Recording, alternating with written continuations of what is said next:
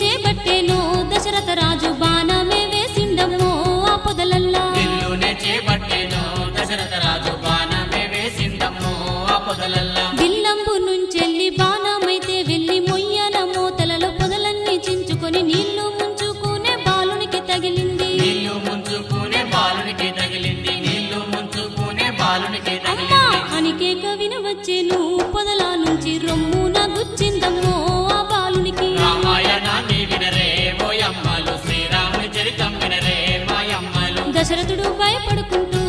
బాలుని చెంతకైతే చేరేను బాలుని అవతార పురుషుడమ్మో